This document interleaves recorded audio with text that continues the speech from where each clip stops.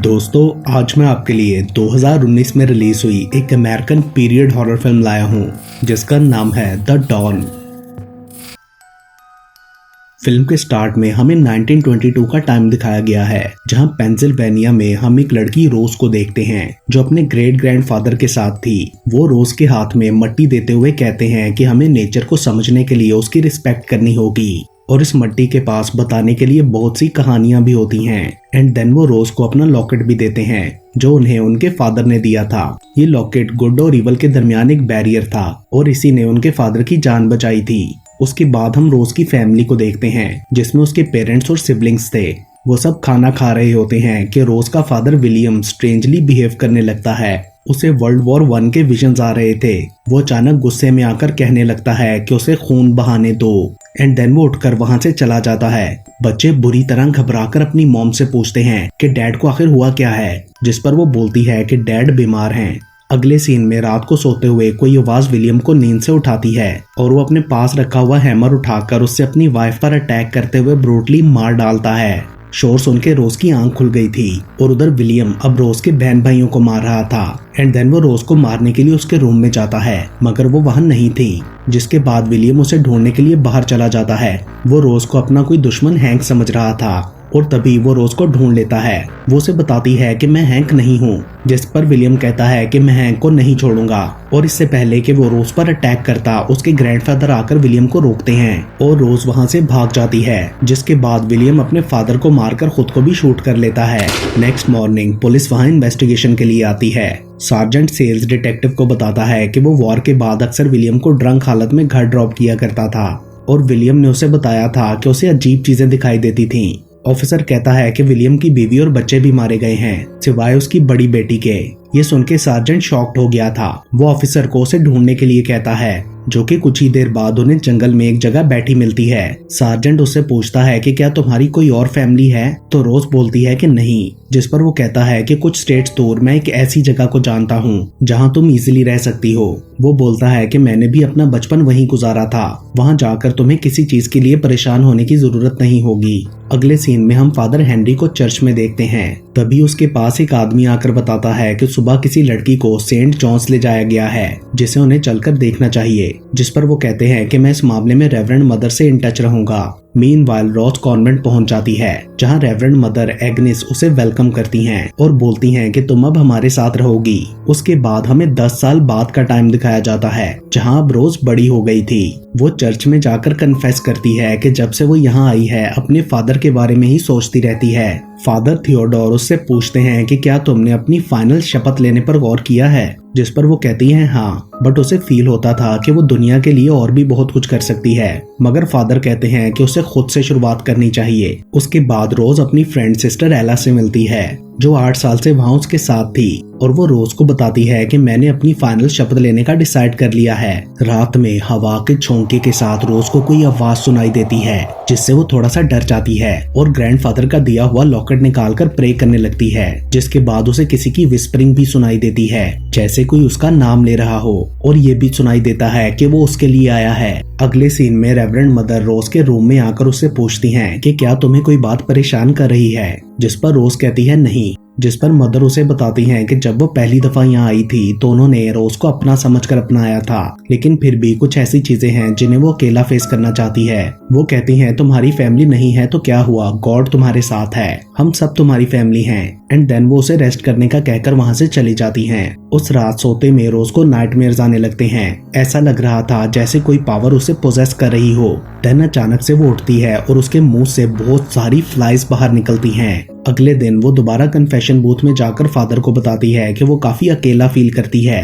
Father उससे अपने घर पर गुजरी आखिरी रात के बारे में पूछते हैं, जिस पर रोज कहती है कि उसे सिर्फ अपने डैड की आंखों में दिखाई देने वाला दर्द याद है। वो अक्सर बोलते रहते थे कि मुझे मार डालो, बिल्कुल घड़ी की रिदम की तरह। उस वक्त रोज की दुनिया खत्म हो रही थी, मगर उसका दिल तब खामोश था। जिस पर फादर कहते हैं कि उन्होंने पहले दिन से ही रोज का पछतावा फील किया है, लेकिन वो वक्त के साथ खत्म होने की बजाय और बढ़ गया है। एक्चुअली रोज के ये इमोशंस टेस्ट हैं उसके फेथ को स्ट्रेंथन करने के लिए। उसके बाद रोज सिस्टर एला और लिली के पास जाकर उनसे पूछती है कि क्या उन्होंने यहाँ कुछ स्ट्रेंज चीज नोटिस की है, मगर उन्हें सब नॉर्मल लग रहा था। एला बोलती है कि अगर तुम ठीक फील नहीं कर रही तो डॉक्टर के पास जाओ, लेकिन रोज वापस कन्फेशन बूथ में जाकर फादर को बताती है कि उसे ऐसी चीजें दिखाई दे रही हैं जो असल में नहीं हैं और कुछ आवाजें भी सुनाई देती हैं, मगर तभी वो नोटिस करती है कि फादर तो वहाँ है ही नहीं। जिसके बाद रोज उन्हें ढूंढने जाती है तो उसे एक प्रीस्ट जेरेमिया बताता है कि फादर मिडनाइट मैस की तैयारी कर रहे हैं, जिस पर रोज कहती है कि तुम तो चर्च में थे,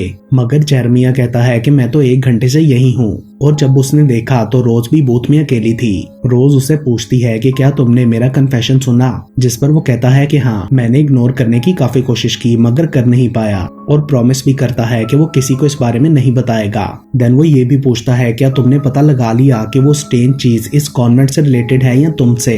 तो रोज बताती है कि ये सब मुझसे रिलेटेड है, जिस पर जेरेमिया कहता है कि मे बी ये तुम्हारे फादर हों जो तुम में दोबारा रीबॉर्न हो गए हैं। लेटर ऑन जब रोज अपने रूम में होती है तो उसे फिर से वही आवाजें सुनाई देने लगती हैं और हमें एक काला सा हाथ भी उसकी तरफ बढ़ता दिखाई देता है। तभी अचानक से घड़ी की टिक टिक काफी तेज हो जाती है और रोज को भी अपने पीछे वो हाथ दिखाई देता है, लेकिन तुरंत ही वो हाथ पीछे हो जाता है और रोज को एक आवाज आती है, उन्हें मार डालो। उसके बाद सोते हुए रोज को नाइटमेयर आता है कि वो पोजेस्ड है और फादर थियोडोर उसका एक्सॉर्सिज्म कर रहे हैं। तभी अचानक रोज की आंख खुल जाती है। देन अगली सुबह के लिए सिंगिंग रिहर्सल के दौरान रोज की अटेंशन कहीं और थी एंड सडनली वो जोर जोर से चीखने लगती है। ये देखकर बाकी सब सिस्टर्स बुरी तरह डर जाती हैं। होश में आने पर रोज रेवरेंड मदर से अपोलोजाइज करते हुए वहां से भाग जाती है और तभी हम देखते हैं कि दीवार पर लगा क्रॉस भी उल्टा हो चुका था। फादर रोज से कहते हैं कि मदर उसे ढूंढ रही हैं, मगर रोज कहती है कि उसकी तबीयत ठीक नहीं, जिस पर फादर उसे रेस्ट करने का कहते हैं। मगर तभी रोज को उनके पीछे दीवार पर अगेन कुछ दिखाई देता है, जिससे डरकर वो वहां से भाग जाती है। उस रात सोते में रोज दोबारा वही सपना देखती है कि वो पोजेस होने लगी थी। मीनवाइल जेरेमिया दीवार पर लगा वो उल्टा क्रॉस नोटिस करता है और तभी उसे रोज की चीख सुनाई देती है। तो जेरेमिया प्रे करता है, जिससे रोज नॉर्मल हो गई थी। अगले सीन में फादर और रेवरेंड मदर बातें कर रहे होते हैं तो मदर पूछती हैं कि रोज से आपकी क्या बात हुई, मगर फादर ये कहकर कुछ नहीं बताते कि कन्फेशन की डिटेल कॉन्फिडेंशियल होती हैं, जिस पर मदर कहती हैं कि मुझे उसकी काफी फिक्र है। तो फादर बता देते हैं कि ये उसके पास्ट की बातें थी। देन रेवरेंड मदर सजेस्ट करती हैं कि रोज को समझने के लिए हमें फादर हेनरी को बुला लेना चाहिए, मगर फादर थियोडोर बोलते हैं कि वो इसमें स्पेशलाइज्ड नहीं है, ये रोज का चाइल्डहुड ट्रॉमा है। लेकिन मदर कहती हैं कि ये इससे भी कुछ ज्यादा है। अगली सुबह सिस्टर एला अपनी फाइनल शपथ लेती है, बट तभी अचानक सब कुछ रुक सा जाता है और रोज अपनी सीट से उठकर एला के पास जाती है एंड देन वो उसके फोरहेड पर मार्क बना देती है, जिससे वो पोजेस्ड हो गई थी। उसके बाद सीन कट ऑफ होता है और हम रोज को देखते हैं जो सोते में दोबारा वही नाइटमेयर देखती है जिसमें वो पोजेस्ड थी और उस पर एक्सॉर्सिज्म किया जा रहा था। इस सब में वो बेड से नीचे भी गिर जाती है। उसकी बैक पर हाथों के बर्न मार्क्स थे।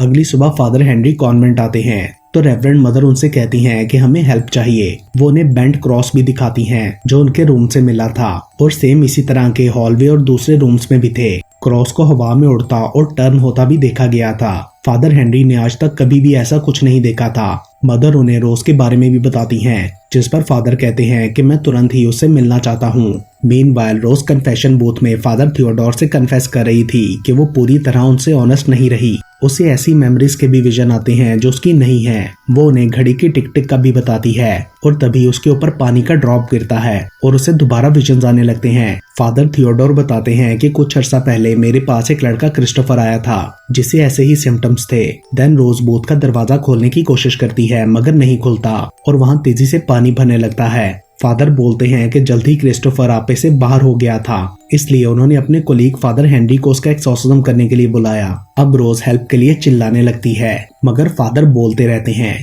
वो कहते हैं कि वो रीबर्थ थी। तभी रोज उन पर अटैक करते हुए उन्हें स्टैब करके मार डालती है एंड देन होश में आने पर डेड बॉडी देखने पर वो वहां से भाग जाती है।